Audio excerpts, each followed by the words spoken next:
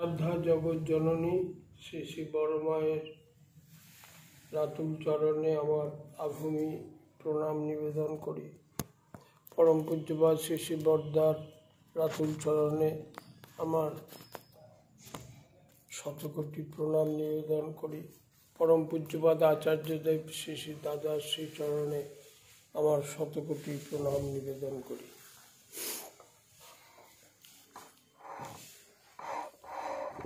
সৎসঙ্গ আজকের উপলক্ষ হচ্ছে উদ্বোধন দিবসকে স্মরণ করা।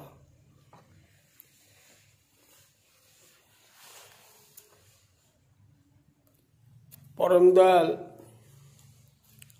শ্রী শ্রী ঠাকুরের কেন্দ্র মন্দির যাই বলি, পরম পূজ্যপাদ শ্রী শ্রী বড়দা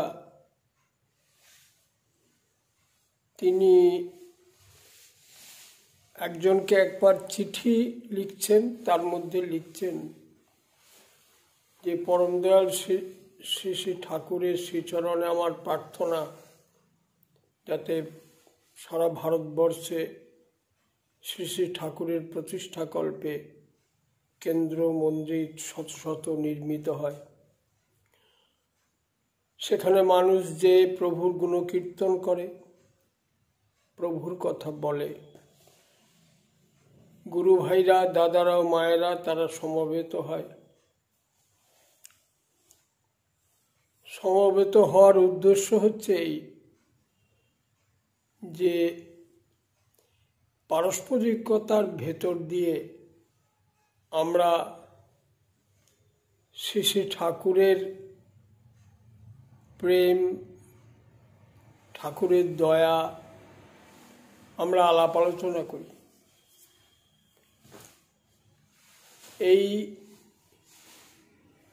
এই যে পারস্পরিকতা, এই পারস্পরিকতা মানুষ প্রেরণা পায়, মানুষ আনন্দ লাভ করে। হয়তো আমি যা পারি না, আরেকটি দাদা সেটা পেরেছেন, তার মুখ থেকে যখন শুনি তখন আমি করার প্রেরণা পাই।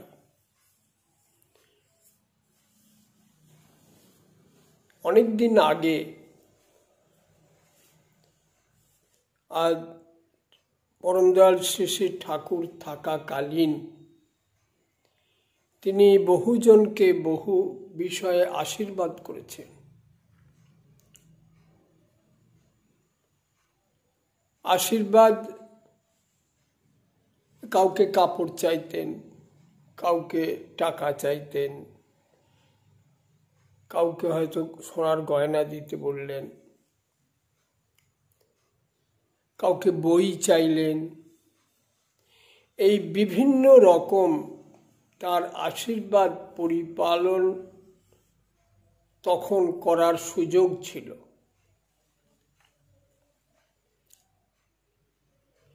এবং শ্রী শ্রী ঠাকুর যা বলতেন করার জন্য তা তৎক্ষণাৎ করতে হতো।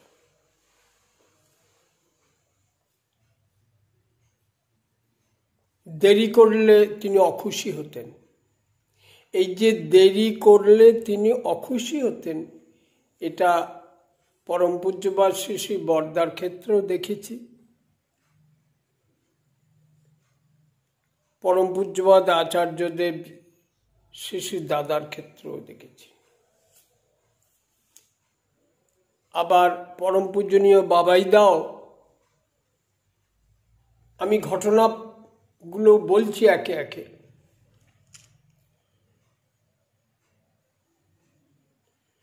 শ্রী শ্রী ঠাকুর একজনকে একটা বিষয়ে আশীর্বাদ করেছিলেন, করে বলেছিলেন যে আমি থাকতে থাকতে আনবি তো। আমি সেই জন্যে বিশদ বিবরণের মধ্যে যাচ্ছি না। বললে, শোন, যদি সময় মতো না আনিস তাহলে কিন্তু অসুবিধা আছে।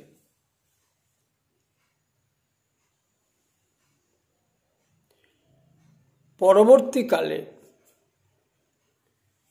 সেটা সময় মতো আসেনি।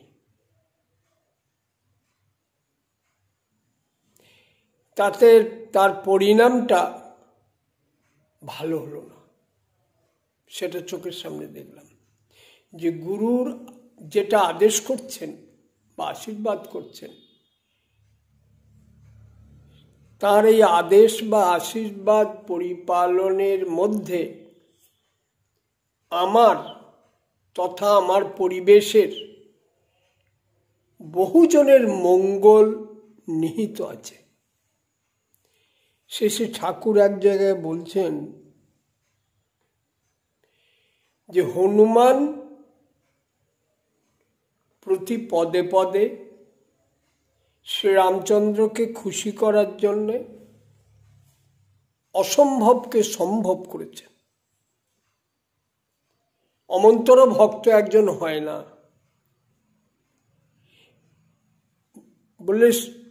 বললেন যে শ্রীরামচন্দ্র যেমন খুশি হয়েছেন, তার ভেতর দিয়ে পরিবেশেরও মঙ্গল হয়েছে। তিনি যখন খুশি হন, সেই তাকে তৃপ্ত করলে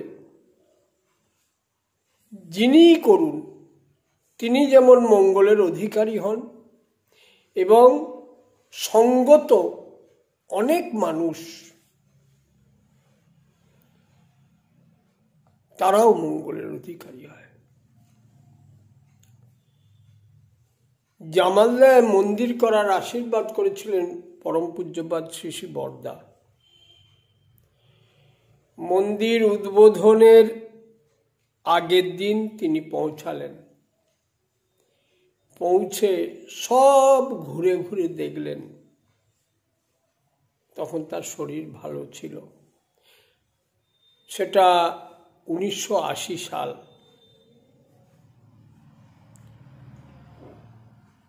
ওখানে একটা জাহাজের মতো বাড়ি আছে।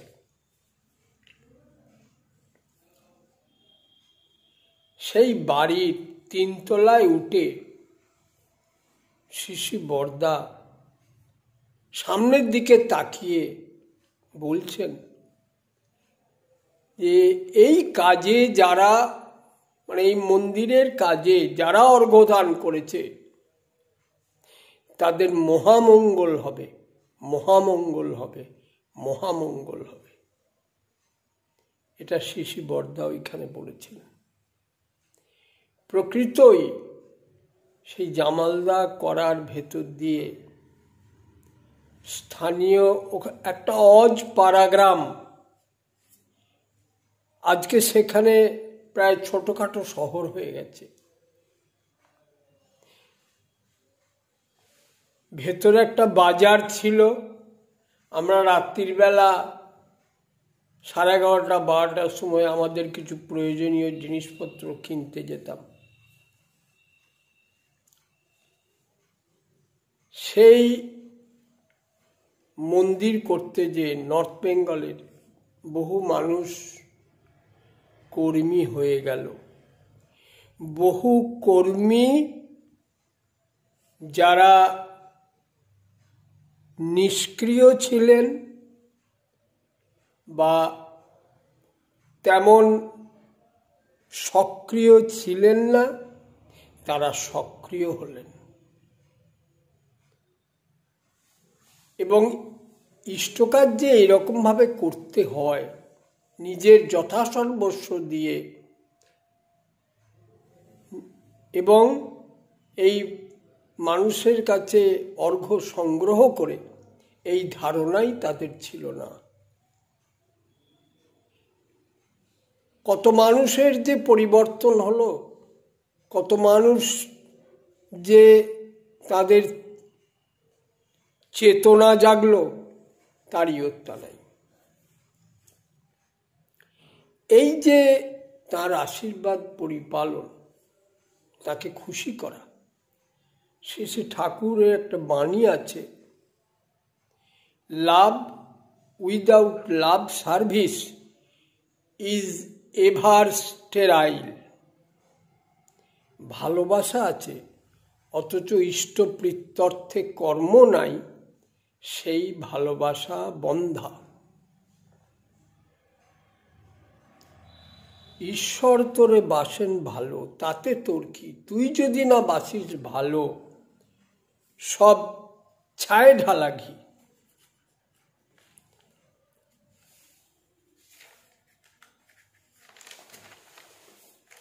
শ্রী শ্রী ঠাকুরের একটা বাণী আমি বলছি যে তোমার প্রীতি ইষ্টে পৃষ্ঠে, ইষ্টে বা পৃষ্ঠে যতক্ষণ সক্রিয় না হচ্ছে, বাস্তবে নিঃস্বার্থভাবে তুমি পিতামাতার সেবাই করো, তোমার সন্তান সন্ততির প্রতি মমতাই থাকুক,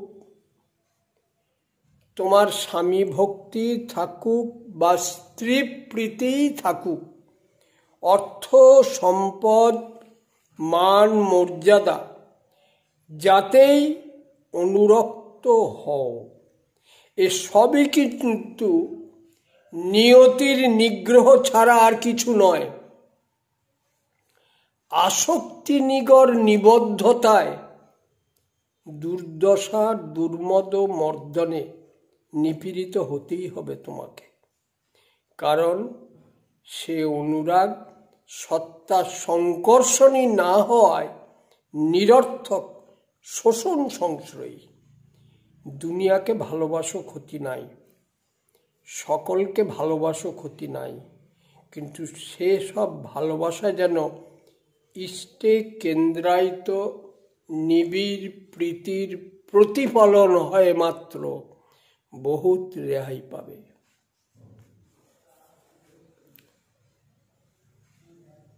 ঠাকুর শ্রী শ্রী ঠাকুর আরেক জায়গায় বলছেন, ভক্তি ও ভালোবাসায় আত্মপক্ষ সমর্থন নাই, তাই অহংকারও নাই, অভিমানও নাই, আছে উদগ্র মমত্ববোধ, সেবা, আত্মনিবেদন, অবদান, তাই বোধ ও সেখানে শত।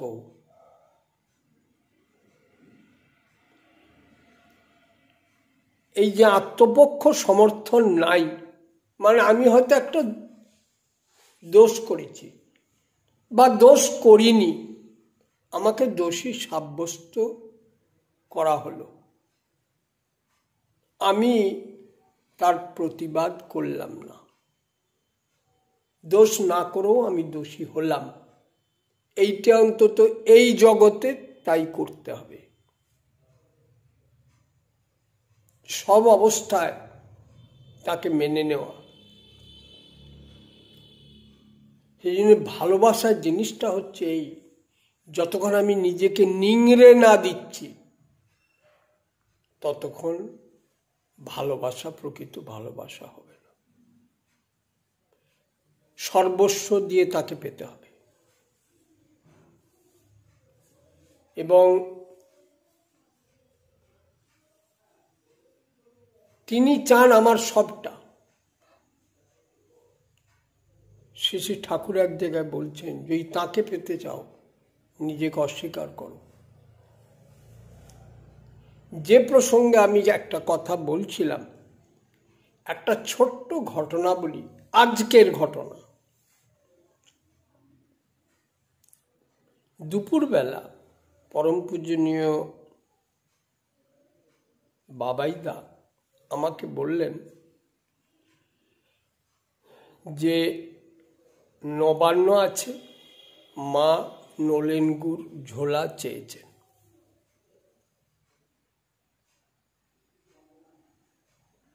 আমাকে বললেন আপনি বর্ধমানে একটা ফোন করে দিন। প্রথম বলেছেন কালকে সকালে নিয়ে আসবে, তারপরে বললেন আজকে নিয়ে আসলেই ভালো।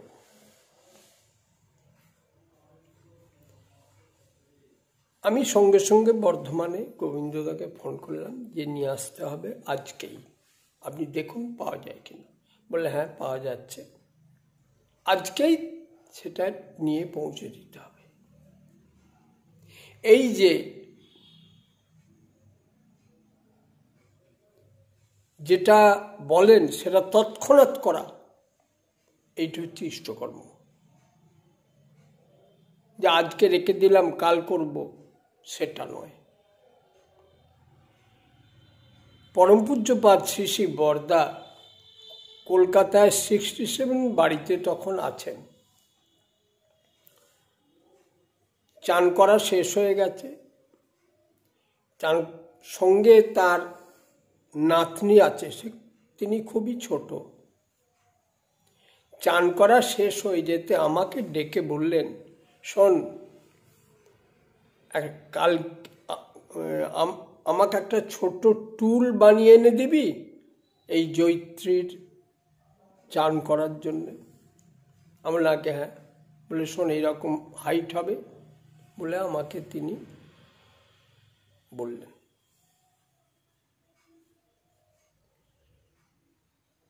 আমি বললাম আগে হ্যাঁ।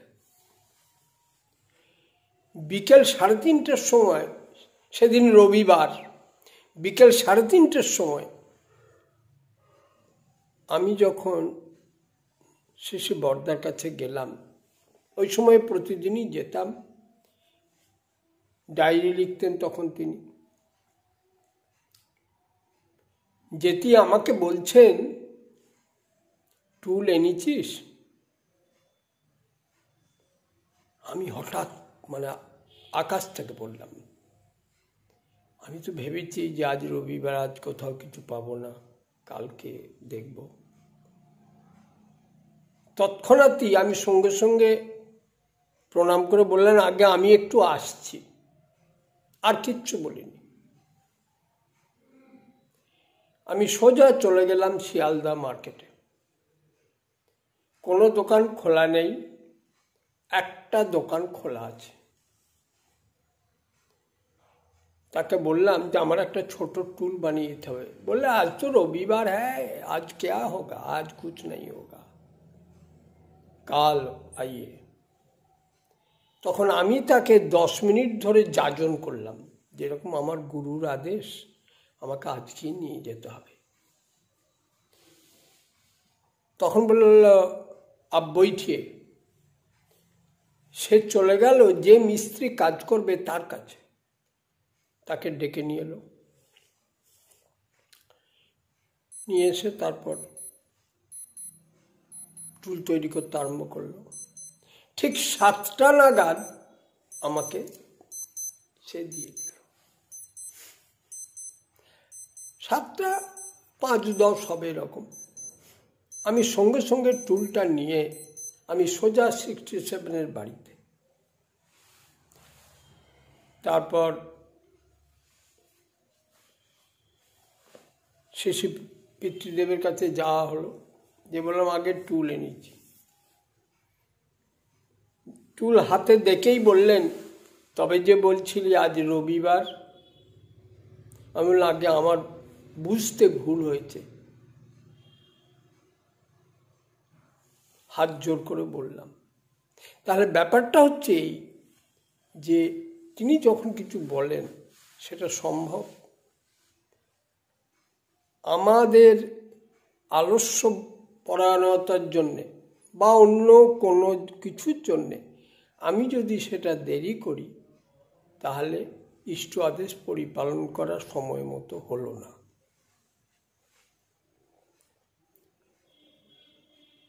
শ্রী শ্রী ঠাকুর একটি দাদা, তিনি মনমোহিনী ধামে থাকতেন একটা ঘরে। হঠাৎ রাত্রি 7:30-8টার সময় তাকে ডেকে বললেন যে শোন, একটা ঘর আছে ওইখানে, সেই ঘরটা তুই কুয়া থেকে জল তুলে ধুবি, যতক্ষণ আমি বারণ না করি। তারপরে সে কুয়া থেকে জল তুলছে আর ঘরটা ধুয়ে যাচ্ছে। 10টা 11টা ঠাকুর বসে আছেন। তারপরে খবর পাঠালো যে আগে অনেকবার তো ধোয়া হয়েছে, আমি কি এখন যেতে পারি? ঠাকুর বলে পাঠালেন যে যতক্ষণ তোকে বলেছি আমি না বলা পর্যন্ত তুই ধুয়ে যাবি। তারপর সে ধুতে আরম্ভ করলো। রাত 2:30 নাগাদ হঠাৎ ঠাকুর একজনকে দিয়ে বলে পাঠালেন যে বল এবার যে নিজের ঘরে শুতে বল। তারপরে সে যখন নিজের ঘরে শুতে গেল, ঘরে দেখল যে তার মশারির ভেতর একটা অতি বিষধর সাপ বসে আছে। এখন স্বাভাবিকভাবে সে ওই তো 2:30 পর্যন্ত তো জেগে থাকতো না। তিনি দয়া করে তাকে এই মৃত্যুর হাত থেকে রক্ষা করলেন। তার আদেশ পালনের ভেতর দিয়ে একটা মানুষের জীবনের কি প্রাপ্তি ঘটে যে পালন করে সে জানে। আমাদের জীবনের উদ্দেশ্য তাই যে আমরা নির্বিচারে প্রশ্ন শূন্য হয়ে তার আদেশ পালন করব।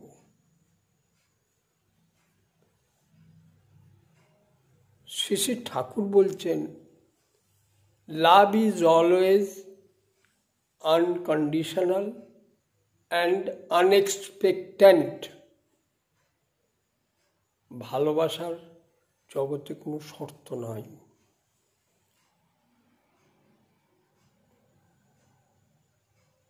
অপ্রত্যাশী হচ্ছে ভালোবাসা।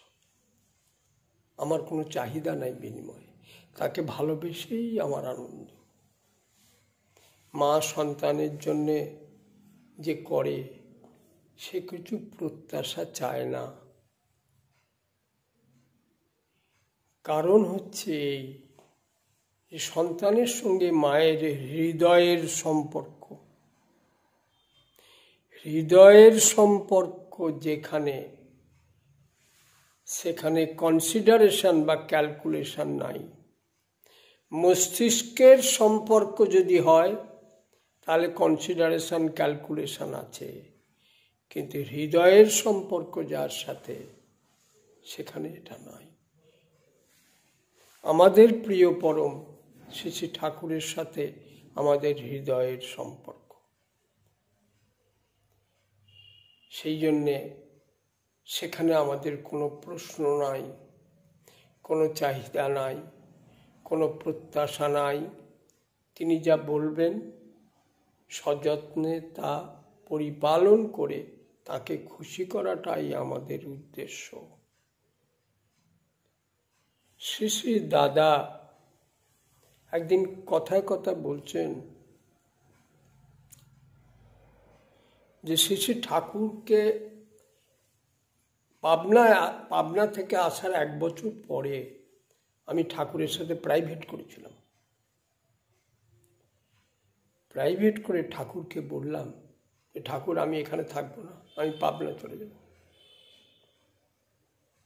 এখানে আমাদের দেশ কি সুন্দর, এই যে রুক্ষ সূক্ষ্ম দেশ, এখানে আমার একদম ভাল লাগছে না, আমি চলে যাব।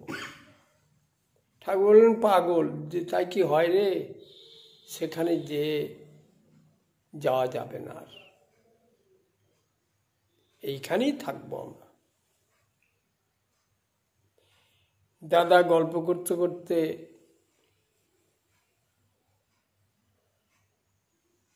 একদিন বললেন শ্রী শ্রী ঠাকুর তখন জামতলার ঘরে।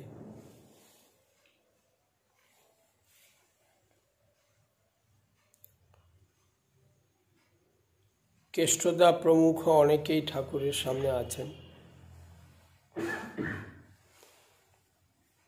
কেষ্টদা মানে সৎসঙ্গের তৎকালীন প্রেসিডেন্ট কৃষ্ণপ্রসন্ন ভট্টাচার্য মহাশয়। তিনি ঠাকুরকে বললেন যে ঠাকুর, আমাদের বোধহয় করা চলাটা ঠিক হয়নি। আপনি যদি আমাদের কয়েকজনকে নিয়ে ওঠা বসা করতেন,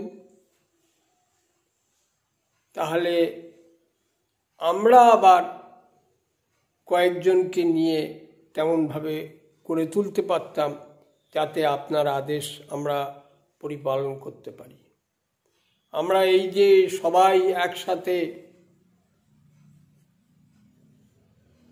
আমরা যে চেষ্টা করলাম, তাতে কে কতখানি হলো বোঝা গেল না।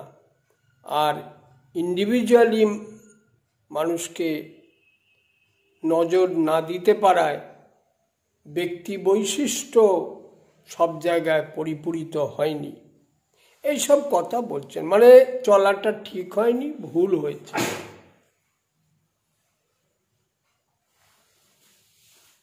শ্রী শ্রী ঠাকুর শুনলেন, শুনে বললেন হ্যাঁ, সবই ভুল। বলে উঠে দাঁড়ালেন বাথরুমে যাবেন বলে। দাঁড়িয়ে বললেন, কেষ্টদা, আমি যা বলেছি তা সবই ভুল। আর যদি তা না হয়, বলে ডান হাতটা উপর দিকে তুলে বললেন, আমি সেই।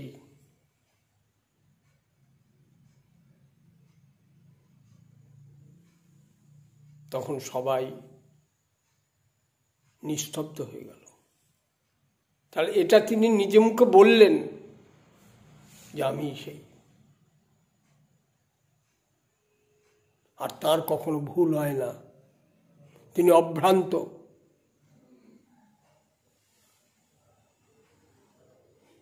তিনি অভ্রান্ত বলেই তিনি পুরুষোত্তম।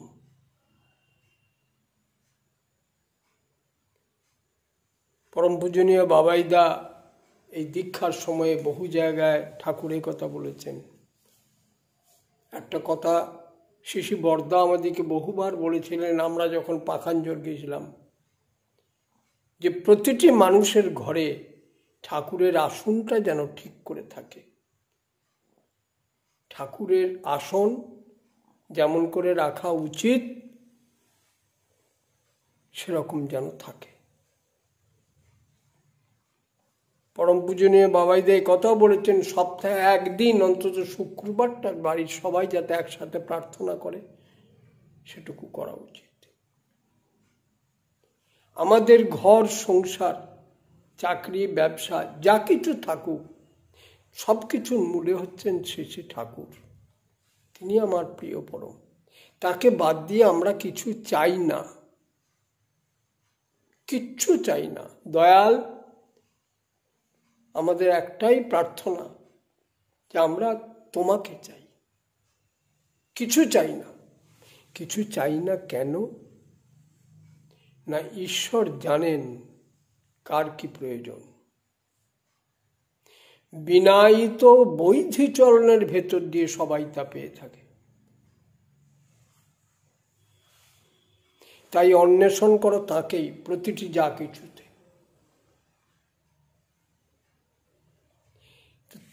আমরা শুধু তাকে চাই। এই যে যিনি আমার প্রয়োজন জানেন, তার কাছে কিছু চাইবার থাকতে পারে না। শিশুর প্রয়োজন মা জানে, শিশু জানে না। তাই আমাদের সেই নির্ভরতা থাকতে হবে, তার প্রতি বিশ্বাস থাকতে হবে। ঠাকুর বলছেন বিশ্বাস, একটা বিশ্বাসী মানুষ মানে এ সলভড ম্যান। শ্রী শ্রী দাদা একদিন বলছেন, ঈশ্বরকে দেখা যায় না, তাকে অনুভব করতে হয়। অনুভব করার তিনি ক্ষমতা আমাদেরকে দিয়েছেন, শক্তি দিয়েছেন, ভালোবাসা দিয়েছেন। কেউ যদি তাতে অ্যাটাচড হয়, শ্রী শ্রী ঠাকুর বলছেন সবসময় মনটা আজ্ঞাচক্রে রাখতে হয়। শ্রী শ্রী বরদা বলছেন সবসময় তার স্মরণ মনন আর নিদিধ্যাসন নিয়ে থাকতে হয়। সব সময় তাকে ভাবতে হবে, তার জন্য করতে হবে। সন্তান সন্ততি সংসার সবই ঠাকুরের, সব ঠাকুরের। আমি যেমন ঠাকুরের, সেরকম আমার যা কিছু আছে সব ঠাকুরের। আমি যদি কর্তা সাজি তাহলেই মুশকিল। ঠাকুর বলছেন পিতৃত্ব মানুষের ভেতরে থাকে। Fatherliness of a man is inherited from God the Creator, but it is capsulated in a man due to satanic influence. পিতৃত্ব মানুষের ভেতর আছে, সেটা ফুটে ওঠে। সেরকম আমাদের প্রত্যেকের মধ্যে ঠাকুরত্ব আছে, সেটাকে আনফার্ল করার দায়িত্ব আমাদের।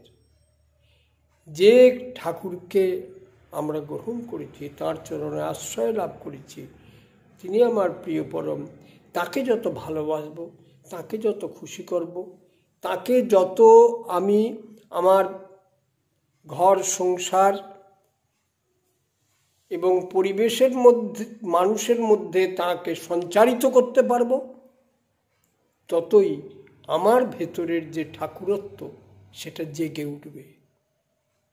এই জাগানোর এই পথ। মানুষ অনন্ত চাহিদার পিছনে ছোটে, একটা পায় তাতে খুশি হয় না, আর একটা পায় তাতেও খুশি হয় না। এই যে চাহিদার পিছনে ছোটে, কিন্তু এই চাহিদার অন্ত নয়। ঠাকুর বলছেন এই অনির্বাণ তৃষ্ণাগ্নি নির্বাপনের একটাই পথ, সেটা হচ্ছে প্রিয় পরমের প্রতি সীমাহীন টান নিয়ে তার ইচ্ছা পরিপূরণ করার ভেতর দিয়েই তাকে খুশি করা, এবং তাতেই আমাদের এই চাহিদার পরিপূরণ হয়। আমরা আমাদের ব্যক্তিগত জীবনে, পারিবারিক জীবনে বা পরিবেশের যারা আছে, যারা আমার অঙ্গের মতো পরিবেশ, শেষে দাদা বলেন আমরা কাউকে বাদ দিয়ে বেঁচে থাকতে পারি না। এখনও তিনি বলে যাচ্ছেন যে আরও 3.5 কোটি দীক্ষা লাগবে, শ্রী শ্রী ঠাকুর আমাকে বলেছেন। তাহলে তিনি মানুষকে রক্ষা করতে চান, বারে বারে বলছেন যখন তখন আরও 3.5 কোটি দীক্ষা লাগবে, হাজার হাজার দীক্ষা দেওয়ার কথা বলছেন। সেই জন্য আমরা